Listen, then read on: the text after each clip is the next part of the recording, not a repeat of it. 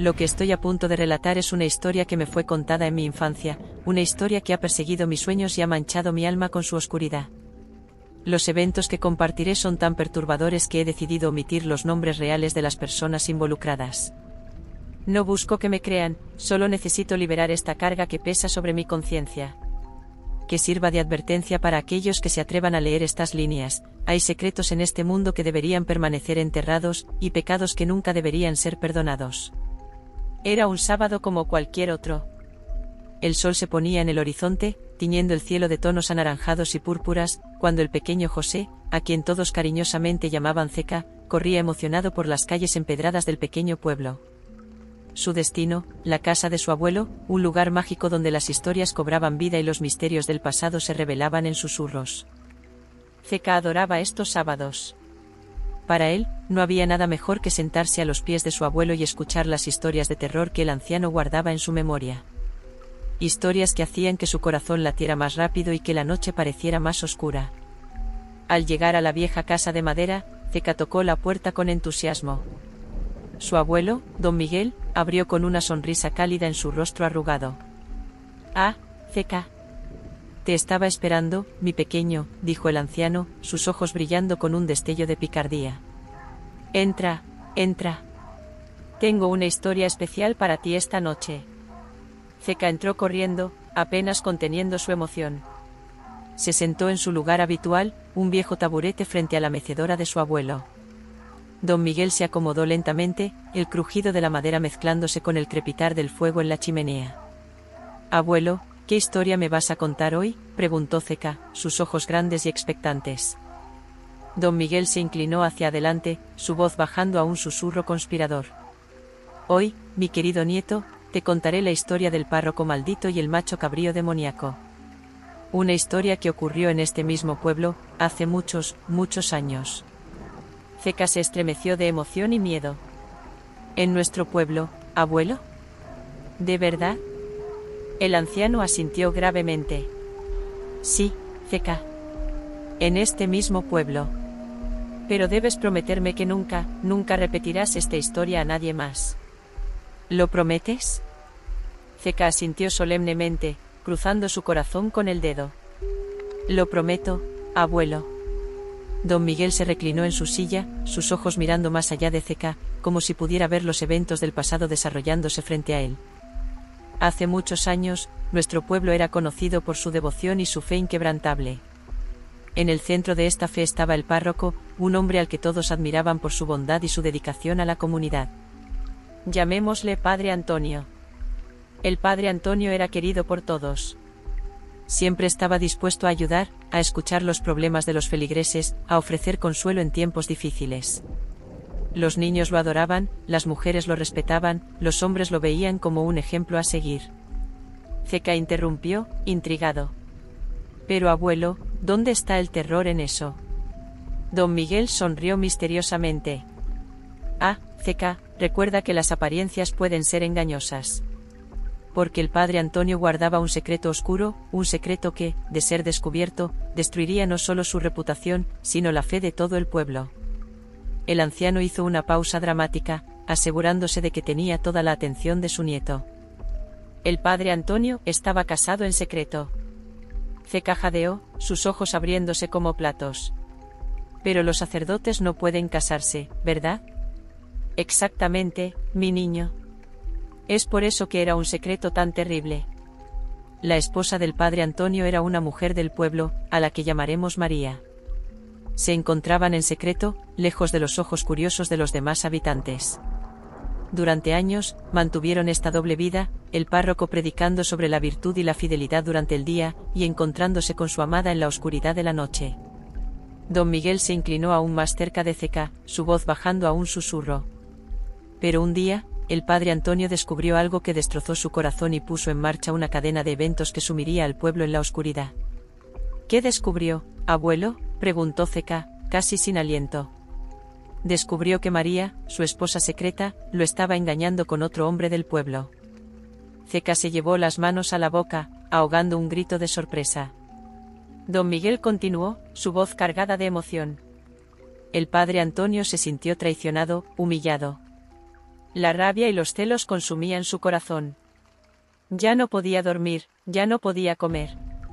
Sus sermones se volvieron oscuros, llenos de advertencias sobre el pecado y el castigo divino.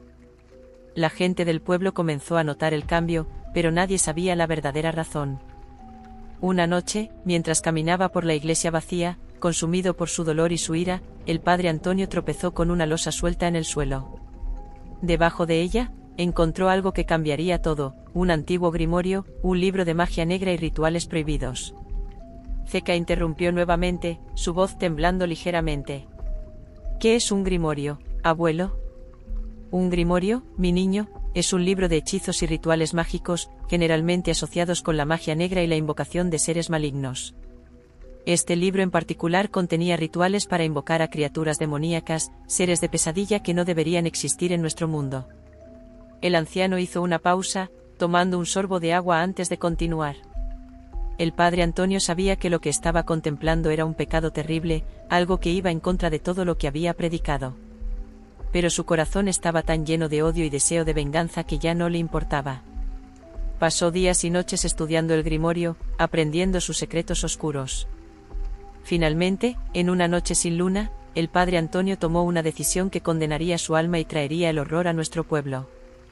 Decidió invocar a un ser demoníaco, un macho cabrío maligno conocido por traer caos y destrucción. Zeca se acercó más a su abuelo, sus ojos brillando con una mezcla de miedo y fascinación. ¿Y lo hizo, abuelo? ¿Invocó al demonio? Don Miguel asintió lentamente. Sí, Zeca. Lo hizo. En el cementerio del pueblo, rodeado de velas negras y símbolos siniestros dibujados con sangre, el padre Antonio realizó el ritual. Recitó palabras en lenguas olvidadas, palabras que ningún hombre de Dios debería pronunciar jamás. Al principio, nada parecía suceder. El viento soplaba suavemente entre las lápidas, y el padre Antonio comenzó a pensar que había fracasado. Pero entonces, de repente, el viento se detuvo. Un silencio antinatural cayó sobre el cementerio. Y luego, Zeca, luego. Don Miguel hizo una pausa, sus ojos perdidos en el recuerdo, como si pudiera ver la escena desarrollándose frente a él. La tierra comenzó a temblar. Las lápidas se sacudieron y algunas incluso se agrietaron. Un olor a azufre llenó el aire, tan fuerte que el padre Antonio apenas podía respirar. Y entonces, en medio del círculo de velas, apareció. ¿Qué apareció, abuelo?, susurró Zeca, su voz apenas audible. El macho cabrío demoníaco. Era una criatura de pesadilla, Zeca. Más grande que cualquier animal que hayas visto, con un pelaje negro como la noche más oscura. Sus ojos eran como brasas ardientes, llenos de una maldad que ningún ser humano podría comprender. Y sus cuernos, retorcidos y afilados, parecían capaces de atravesar el alma misma. Zeca se estremeció, abrazándose a sí mismo. ¿Y qué pasó después, abuelo? Don Miguel continuó, su voz baja y cargada de tensión. El padre Antonio, temblando de miedo pero también de un terrible éxito, le ordenó al macho cabrío que castigara a los que lo habían traicionado. La criatura inclinó su cabeza, como si estuviera de acuerdo, y luego desapareció en la noche. Al día siguiente, comenzaron los horrores. María, la esposa secreta del padre Antonio, fue encontrada muerta en su casa. Su cuerpo estaba destrozado, Zeca. Como si hubiera sido atacada por una bestia salvaje. El hombre con el que había estado engañando al padre Antonio sufrió un destino similar unos días después. Pero la maldad del macho cabrío no se detuvo allí. Pronto, todo el pueblo comenzó a sufrir. Cosechas arruinadas, ganado muriendo misteriosamente, niños enfermando sin razón aparente. Y por las noches, la gente juraba escuchar el sonido de cascos y una risa demoníaca resonando en las calles vacías. Zeca, con los ojos muy abiertos, preguntó, ¿y nadie sospechaba del padre Antonio? Don Miguel negó con la cabeza. Al principio, no. De hecho, la gente se volvió hacia él en busca de consuelo y guía. Pero el padre Antonio estaba cambiando. Su piel se volvió pálida, sus ojos hundidos y oscuros. Ya no comía, apenas dormía. Y sus sermones se volvieron terribles, llenos de advertencias sobre el juicio divino y el castigo eterno. Poco a poco, la gente comenzó a sospechar. Notaron cómo el padre Antonio parecía casi complacido cuando ocurrían nuevas tragedias. Como sus ojos brillaban con un fuego extraño cuando hablaba del sufrimiento que estaba cayendo sobre el pueblo. Una noche, un grupo de hombres decidió seguir al padre Antonio. Lo vieron salir de la iglesia a medianoche y dirigirse al cementerio. Allí, escondidos detrás de las lápidas, fueron testigos de algo que heló su sangre. Zeca se inclinó hacia adelante, casi cayendo de su taburete. ¿Qué vieron, abuelo? Vieron al padre Antonio arrodillado frente al macho cabrío demoníaco, hablando con él como si fuera un viejo amigo. Lo escucharon reír mientras la criatura le informaba de las nuevas muertes y desgracias que había causado. Y entonces, Zeca, vieron algo que los marcó para siempre. Don Miguel hizo una pausa, su rostro sombrío. Vieron al padre Antonio besar el hocico del macho cabrío, sellando un pacto infernal con sangre y fuego. Zeca jadeó, sus manos temblando. ¿Y qué hicieron los hombres, abuelo? Huyeron, Zeca. Huyeron de vuelta al pueblo, sus mentes apenas capaces de procesar lo que habían visto. Al día siguiente, reunieron a todos en la plaza del pueblo y contaron lo que habían presenciado. El caos se desató. Algunos se negaban a creer que su amado párroco pudiera hacer algo tan terrible. Otros exigían justicia inmediata. Y en medio de todo esto, el padre Antonio apareció en la puerta de la iglesia. Don Miguel se inclinó aún más cerca de Zeca, su voz apenas un susurro. Dicen que ya no parecía humano, Zeca. Sus ojos brillaban con un fuego infernal, y cuando habló, su voz sonaba como 1000 voces gritando al unísono. Pecadores, gritó. Todos ustedes son pecadores. Y ahora conocerán el verdadero juicio. Y entonces, Zeca, entonces el cielo se oscureció. Un viento helado sopló por las calles, y en medio de la plaza apareció el macho cabrío demoníaco, más grande y terrible que nunca. Zeca estaba temblando ahora, pero no podía apartar la mirada de su abuelo. ¿Qué pasó después? Don Miguel cerró los ojos, como si el recuerdo fuera demasiado doloroso. Lo que siguió fue una pesadilla, Zeca. El macho cabrío se lanzó sobre la multitud, sus cuernos y pezuñas sembrando muerte y destrucción. El padre Antonio reía como un loco mientras la gente gritaba y corría.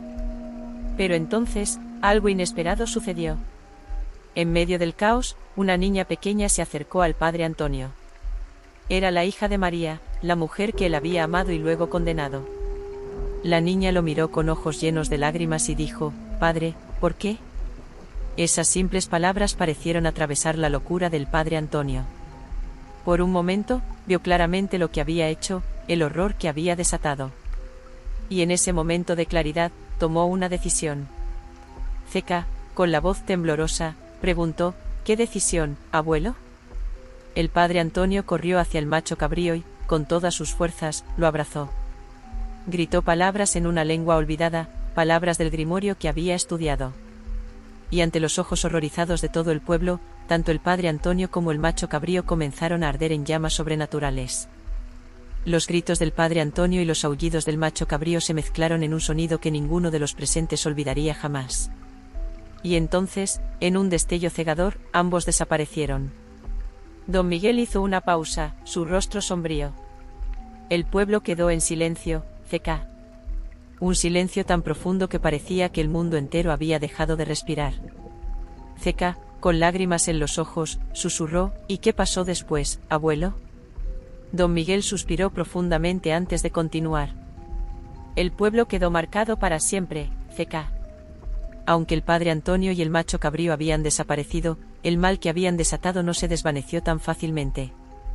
Durante años, la gente vivió con miedo. Muchos abandonaron el pueblo, incapaces de soportar los recuerdos de aquella noche terrible. Los que se quedaron hicieron un pacto de silencio. Acordaron nunca hablar de lo sucedido, esperando que con el tiempo, los horrores se desvanecieran en el olvido. La iglesia permaneció cerrada durante años, nadie se atrevía a entrar. Pero a veces, en las noches más oscuras, cuando el viento sopla desde el cementerio, dicen que aún se puede escuchar el eco de una risa demoníaca y el sonido de casco sobre el empedrado. Zeca, temblando, preguntó, «Pero abuelo, ¿cómo sabes todo esto si nadie hablaba de ello?». Don Miguel miró a su nieto con una expresión indescifrable. Porque, CK, hay secretos que pasan de generación en generación, susurrados en la oscuridad para que nunca se olviden. El anciano se inclinó hacia adelante, sus ojos brillando con una luz extraña. ¿Y por qué, mi querido nieto, yo estaba allí esa noche? CK jadeó, retrocediendo instintivamente. Pero abuelo, eso es imposible. Eso fue hace muchos años. Don Miguel sonrió, pero era una sonrisa que no llegaba a sus ojos. Hay cosas en este mundo que no podemos explicar, CK. Y hay maldiciones que no terminan con la muerte. El anciano se levantó lentamente de su silla, y por un momento, pareció más alto, más imponente. ¿Sabes por qué te cuento esta historia, CK? Porque ha llegado el momento de que alguien más cargue con este peso. CK intentó levantarse, pero descubrió que no podía moverse. Sus ojos se abrieron con terror cuando vio que las sombras de la habitación parecían cobrar vida, moviéndose de forma antinatural. «Abuelo, ¿qué está pasando?», gritó CK, su voz temblando de miedo. Don Miguel se acercó a su nieto, su forma cambiando ante los ojos del niño. Su piel se oscureció, sus ojos comenzaron a brillar con un fuego infernal. Y cuando habló, su voz sonaba como 1000 voces gritando al unísono. «No soy tu abuelo, CK. Soy el guardián de esta maldición, el último vestigio del pacto infernal hecho hace tantos años. Y ahora, es tu turno de cargar con este secreto». CK gritó cuando las sombras lo envolvieron, sintiendo como si 1000 agujas heladas se clavaran en su piel. En ese momento, comprendió que la historia no había terminado. Que él era ahora parte de ella, condenado a vivir con el peso de un secreto oscuro, esperando el día en que pudiera pasarlo a la siguiente generación. Y en la noche, si escuchas con atención, tal vez puedas oír el eco de una risa demoníaca y el sonido de casco sobre el empedrado. Porque algunas historias nunca terminan realmente. Algunas maldiciones viven para siempre, pasando de un alma inocente a otra, en un ciclo eterno de horror y desesperación. Así termina nuestra historia, querido lector. Pero recuerda, cada vez que escuches una historia de terror, cada vez que sientas un escalofrío inexplicable en la oscuridad, podrías estar más cerca de la verdad de lo que crees. Porque a veces, las historias más aterradoras son aquellas que nunca terminan realmente. Y quién sabe, tal vez la próxima vez que alguien te cuente una historia de terror, no sea solo una historia. Tal vez sea una advertencia, un susurro desde el pasado, intentando liberarse de una maldición eterna. Duerme bien, si puedes. Y recuerda, algunas puertas, una vez abiertas, nunca pueden cerrarse completamente. Lo que estoy a punto de contar es una historia real, aunque parezca sacada de una pesadilla. Por razones que entenderán a medida que avance el relato, he cambiado los nombres de las personas involucradas. No es fácil para mí revivir estos acontecimientos, pero siento que es mi deber compartirlos, con la esperanza de que puedan servir de advertencia a otros. Todo comenzó en un tranquilo sábado de verano. Yo era un niño de apenas 10 años, y como cada fin de semana, visitaba a mi abuelo en su casa a las afueras de un pequeño pueblo en las montañas de Asturias. Mi abuelo, a quien llamaré Manuel, era un hombre de 70 y tantos años, viudo desde hacía una década, pero con un espíritu jovial y una imaginación desbordante que lo convertía en el mejor contador de historias que jamás había conocido. «Abuelo, cuéntame una historia de miedo», le pedí esa tarde, sentado en el viejo sillón de cuero de su estudio, rodeado de libros y antigüedades que siempre me habían fascinado. Manuel me miró con una sonrisa enigmática, se acomodó en su silla y comenzó. «Hijo mío, las historias más aterradoras no son las de fantasmas o monstruos, sino las que hablan de la maldad que se esconde en el corazón de los hombres. ¿Estás seguro de que quieres escuchar una historia así?». Asentí con entusiasmo, sin saber que lo que estaba a punto de oír cambiaría mi vida para siempre. «Bien», dijo mi abuelo, inclinándose hacia adelante. «Esta historia comenzó hace unos años, en un pueblo no muy diferente al nuestro. Un hombre llegó un día, ofreciendo sus servicios como cuidador de ancianos. Lo llamaremos Javier». Mi abuelo hizo una pausa, como si el solo hecho de pronunciar ese nombre le causara un escalofrío. Javier era un hombre de mediana edad, de aspecto agradable y modales impecables. Siempre vestía de manera pulcra, con una camisa blanca y pantalones oscuros. Su sonrisa era cálida y su voz suave y reconfortante. En poco tiempo, se ganó la confianza de varias familias del pueblo que necesitaban ayuda para cuidar a sus mayores. Una de las primeras en contratarlo fue doña Carmela, una anciana viuda que vivía sola en una casona a las afueras del pueblo. Su hija, Elena, visitaba a su madre cada semana, pero vivía en la ciudad y no podía estar pendiente de ella todo el tiempo. Al principio, todo parecía ir de maravilla. Javier se encargaba de la medicación de doña Carmela, la ayudaba con sus ejercicios diarios y hasta le preparaba deliciosas comidas.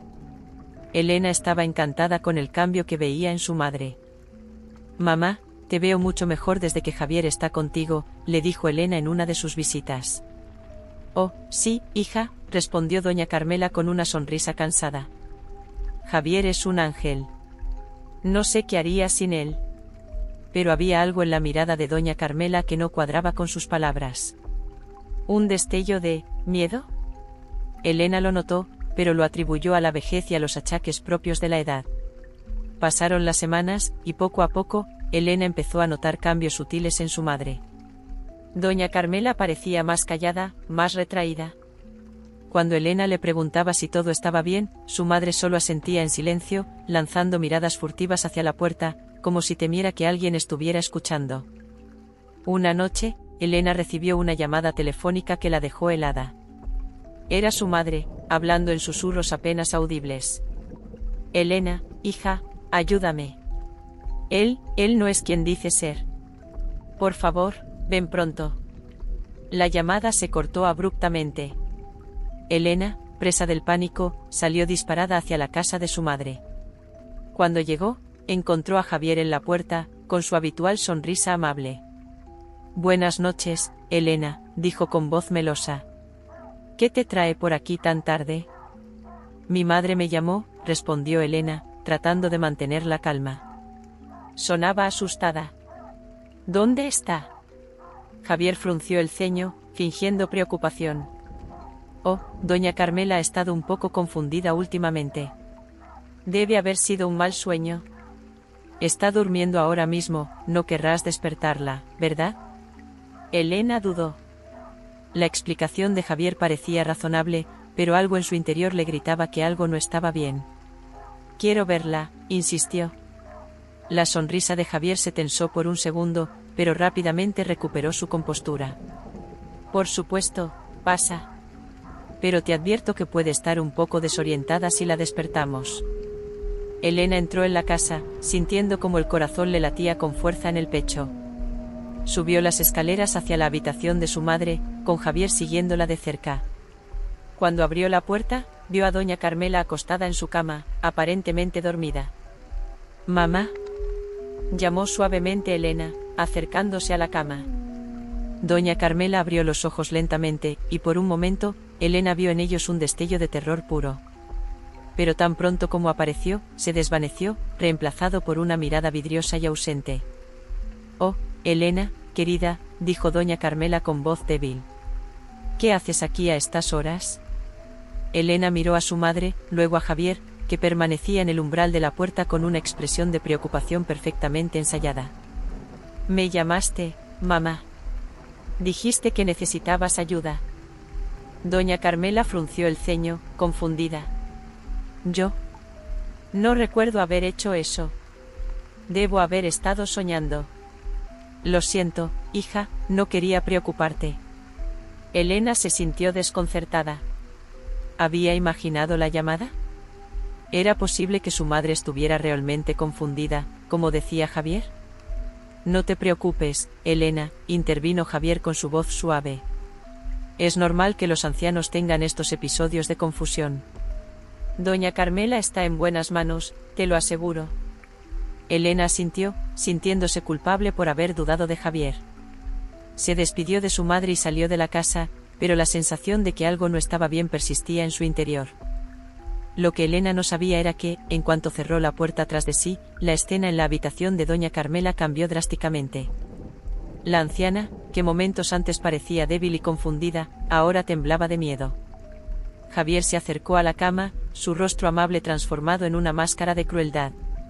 «Bien hecho, vieja», susurró con voz gélida. «Un paso en falso más y tanto tú como tu querida hija lo lamentarán». Doña Carmela sollozó en silencio, demasiado aterrorizada para responder. En los días siguientes, Elena no pudo sacarse de la cabeza la extraña visita nocturna. Decidió pasar más tiempo en casa de su madre, observando la interacción entre ella y Javier. Superficialmente, todo parecía normal, pero Elena notaba pequeños detalles que la inquietaban: la forma en que su madre se tensaba cuando Javier entraba en la habitación, las miradas de súplica que le lanzaba cuando creía que nadie la veía. Una tarde, mientras Javier había salido a hacer unas compras, Elena aprovechó para hablar a solas con su madre. «Mamá, ¿está todo bien? ¿Javier te trata bien?». Doña Carmela miró nerviosamente a su alrededor antes de responder en un susurro apenas audible. «Elena, por favor, ayúdame. Él no es quien dice ser. Me hace cosas terribles cuando nadie mira. Cambia mis medicinas, me amenaza. Tengo miedo, hija». El corazón de Elena se congeló al escuchar las palabras de su madre. Antes de que pudiera responder, escucharon la puerta de entrada abrirse. Doña Carmela palideció y rápidamente cambió su expresión. «Oh, Elena, qué bueno que estés aquí», dijo en voz alta, con una sonrisa forzada. «Javier es tan bueno conmigo, ¿verdad?». Elena entendió el mensaje. Su madre estaba aterrorizada y actuando para protegerse. En ese momento, Javier entró en la habitación, su sonrisa afable firmemente en su lugar. «Buenas tardes, señoras. ¿Interrumpo algo?». Elena se puso de pie, tratando de mantener la calma. «No, Javier. Solo charlaba un poco con mamá. De hecho, ya me iba». Mientras salía de la casa, Elena tomó una decisión. Iba a investigar a Javier y descubrir la verdad, costara lo que costara. Los días siguientes fueron una pesadilla para Elena. Comenzó a indagar sobre el pasado de Javier, llamando a las referencias que había proporcionado cuando lo contrataron. Para su horror, descubrió que todas eran falsas.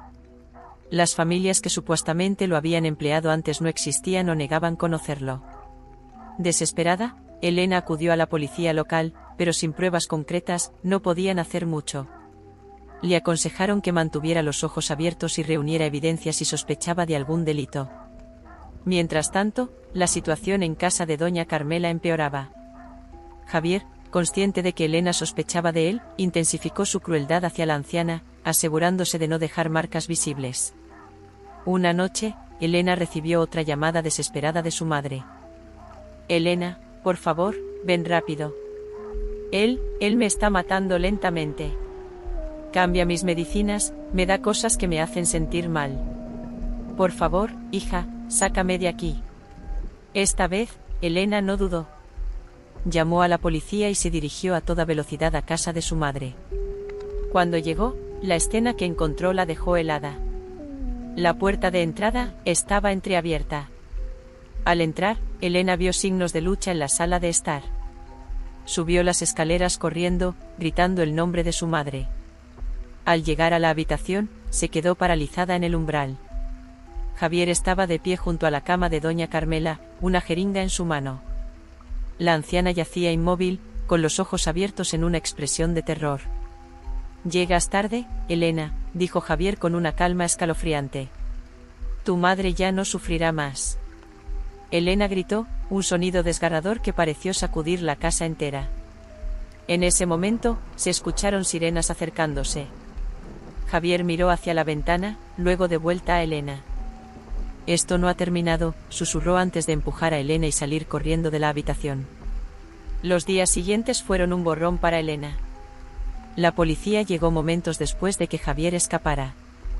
Doña Carmela fue llevada al hospital, donde los médicos confirmaron que había sido envenenada sistemáticamente durante semanas.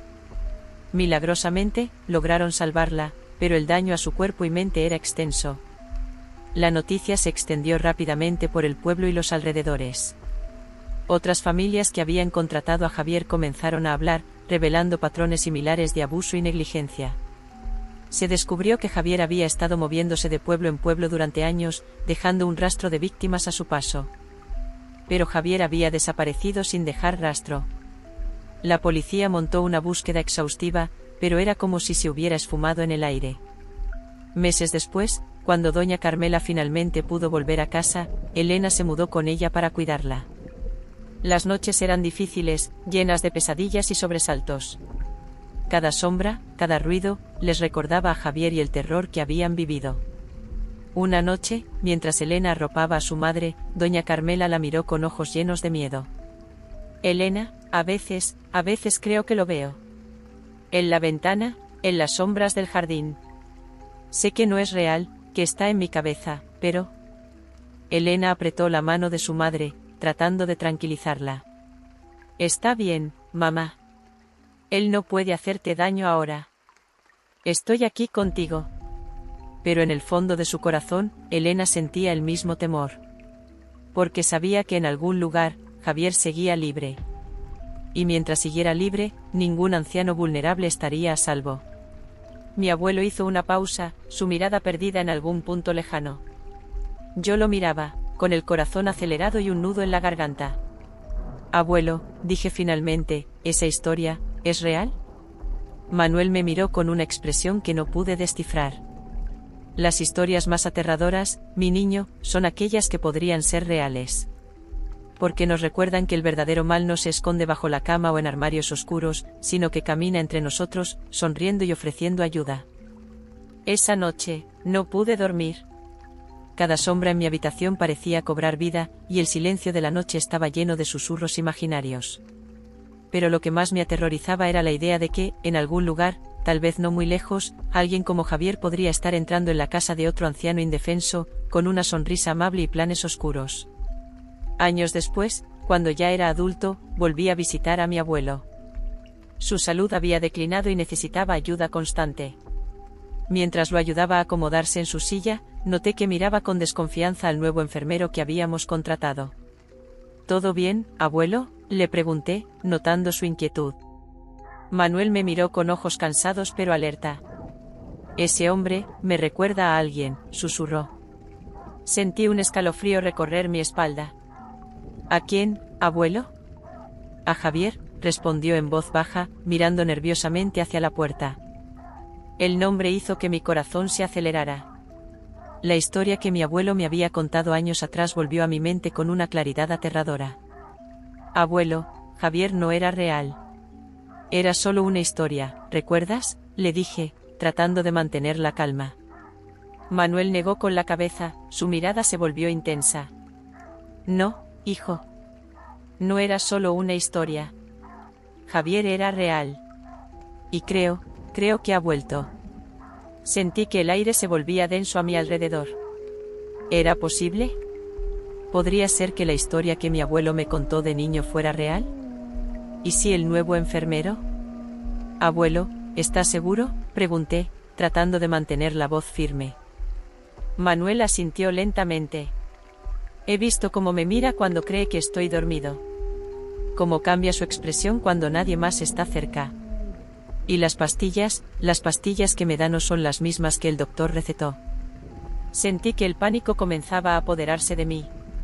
Si lo que mi abuelo decía era cierto, estábamos en grave peligro. Pero, ¿cómo podía estar seguro? ¿Y si solo era la confusión propia de la edad? En ese momento, escuchamos pasos acercándose a la habitación. Manuel me agarró el brazo con una fuerza sorprendente para su edad. No dejes que se dé cuenta de que sospechamos, susurró urgentemente. Actúa con normalidad. La puerta se abrió y el enfermero entró, llevando una bandeja con medicamentos y un vaso de agua. Su sonrisa era amable, sus movimientos suaves y seguros. Buenas tardes, don Manuel. Es hora de su medicina, dijo con voz melodiosa. Observé atentamente mientras el enfermero preparaba las pastillas. ¿Eran realmente diferentes a las recetadas? ¿O era solo la paranoia de mi abuelo contagiándome?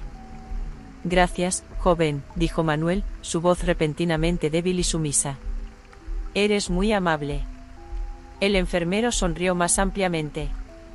Es un placer cuidar de usted, don Manuel. Ahora, tómese estas pastillas. Le ayudarán a sentirse mejor. Vi cómo mi abuelo tomaba las pastillas con mano temblorosa. Quería gritar, arrebatarle las pastillas, pero la mirada de advertencia de Manuel me detuvo. Bien, muy bien, dijo el enfermero, palmeando suavemente el hombro de mi abuelo. Luego se volvió hacia mí.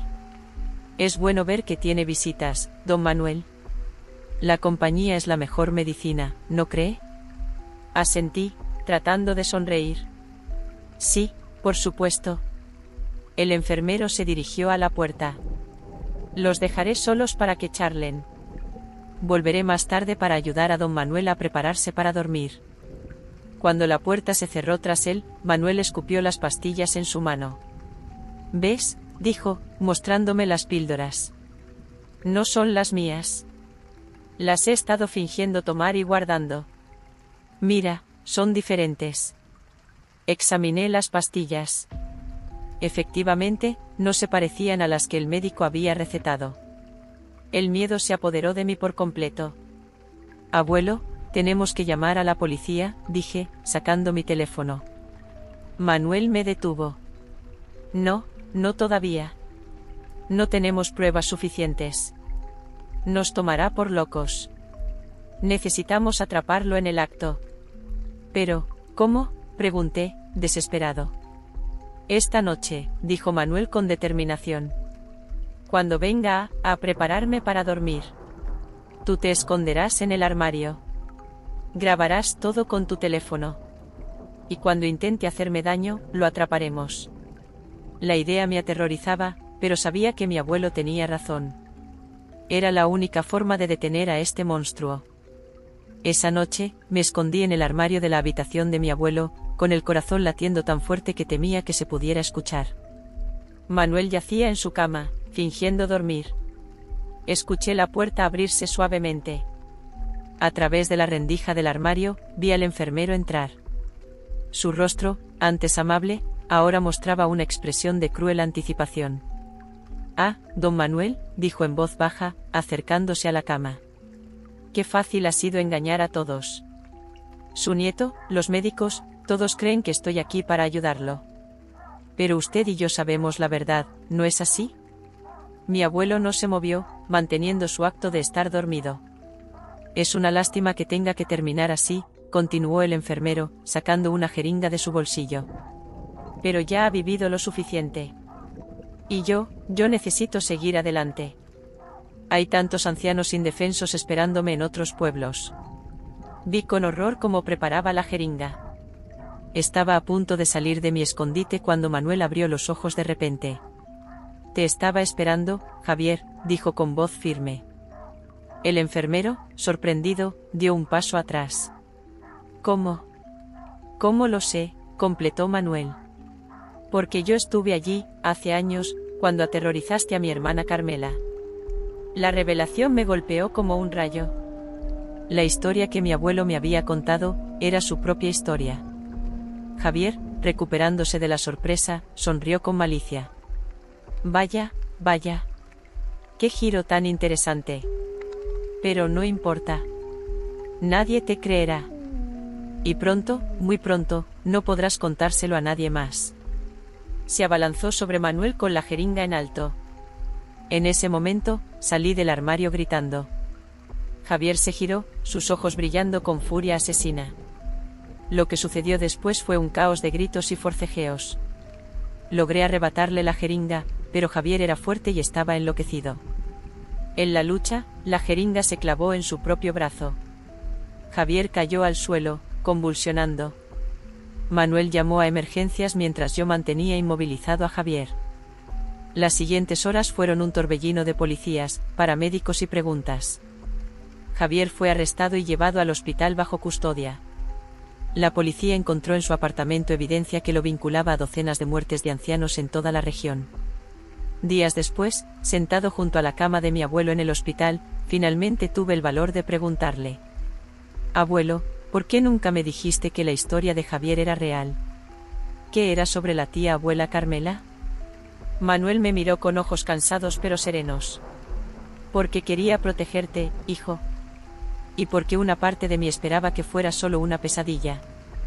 Pero sabía que algún día Javier volvería. Los monstruos como él siempre vuelven». Tomé la mano de mi abuelo, sintiendo un nudo en la garganta. «Lo siento mucho, abuelo. Por todo lo que tuviste que pasar». «No lo sientas», dijo con una pequeña sonrisa. «Gracias a ti, Javier ya no podrá hacer daño a nadie más. Pero recuerda, hijo mío, el verdadero terror no siempre tiene colmillos o garras. A veces, viene con una sonrisa amable y promesas de ayuda. Nunca lo olvides. Asentí, sabiendo que las palabras de mi abuelo me perseguirían por siempre. Porque ahora yo también sabía que las historias más aterradoras no son las de monstruos imaginarios, sino las de los monstruos reales que caminan entre nosotros, ocultos a plena vista. Esa noche, mientras mi abuelo dormía, me quedé despierto, vigilando. Y en cada sombra, en cada ruido del hospital, creí ver y oír ecos de Javier. Porque aunque estuviera tras las rejas, sabía que había otros como él ahí fuera. Y eso, más que cualquier historia de fantasmas, era el verdadero terror que ahora habitaba en mi corazón.